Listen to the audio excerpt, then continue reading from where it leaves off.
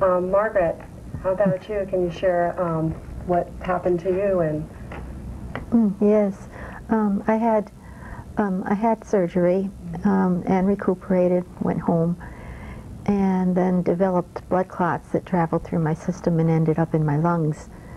And I had the experience in the time frame between the time I went home and they discovered the blood clots. And it was in the morning, and I had sent my husband off to work, and I just wasn't feeling that good. And so I lay back down. And next thing I knew, my uncle was standing at the foot of the bed, and he said, "Get up and come with me." And he's deceased, your uncle? Yes. Okay. And I started to get up, and then I realized he died many years before, and I said, "Oh no, you're dead." I lay back down again. And I said, "Nope, I'm not going with you." Go away. Yes, basically. And then my grandfather came and stood next to me, and he died when I was 11. And I would do anything for him. He was my God, my Savior. Let me ask you, so when they were appearing to you, were you almost like shutting your eyes and opening them again to say, like, go, you know, what were you really feeling? What was going through your mind? It was, actually it was normal. It was, okay, so he was there, but he was dead, so I wasn't going to go with him. But when my grandfather came, it was just normal, because I've had dreams about my grandfather. And when he said, "It's okay, come with us," I said, "Okay." And so I got up, and they took one of my hands, each one of them, and we walked. I realized later it was through the window and out, but it was the most normal, natural thing that I had ever done. It wasn't any different than, I didn't even realize I was out of my body.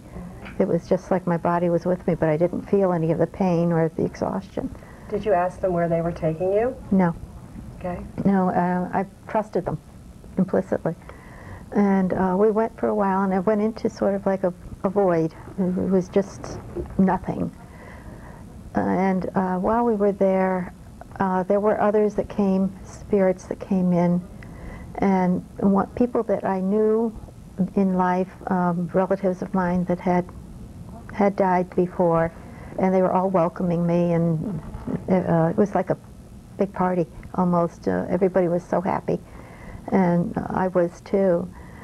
And then I went a little bit further, and all of a sudden I was just engulfed in this white light, and I was just completely surrounded and taken into a wholeness or a totality where I was everything and everything was part of me.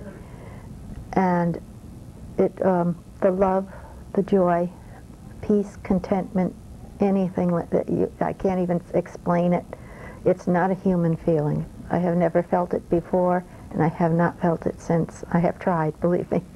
But it's just not something you can reproduce while you're in the human form. But I just felt like I was home. I was complete. I was whole.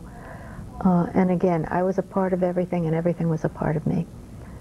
And I didn't want to leave, and at that point I knew everything.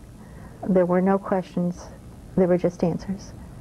And I didn't have to ask questions because it was all right there. And it was just, I didn't want to leave. I wanted to stay, and it came to a point where I guess I knew I had to come back. Did they say to you that you must go back? I don't remember them saying it, but I just knew it. But I wanted to stay a little bit longer, and I guess they said no, because the last thing I remember is screaming at the top of my lungs, "No." And the next thing I knew, I was back in my body, in the bed, and all three of my children were standing around me because it was time for them to go to school. And they were trying to wake me up and couldn't, so they were rather upset. But then I got up and sent them off and laid back down again and tried to assimilate what had happened. How much time do you feel had passed? Did you have any concept of time when you were on this visitation? My husband left for work probably about between 5 and 5:30, and the kids had to go to school about 7:30. So I know that I have that time frame, but exactly when it happened, I'm not sure.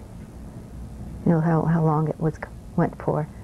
And then afterwards, of course, that I got worse as far as with the clots building in my lungs. And by the time they realized what was wrong with me, it had been another week that the clots had been going through my system and settling and everything. So I kind of upset the doctors. So I imagine you kind of look at your clots as a gift to you in life right now. Oh, very definitely. Definitely. When they told me I had the clots, if I had not had this experience, my aunt had clots in her lungs. She had 2 of them. Mm-hmm. And they told her one more would kill her. And when they told me I had so many they couldn't count, I think if I had not had this experience, I would have died of fright right on the spot. But my first thought when they told me that was, why am I still here? So a very, very different outlook. And now I don't fear death at all. I'm not going to do anything to rush it, but I have absolutely no fear. That's amazing, and that's wonderful.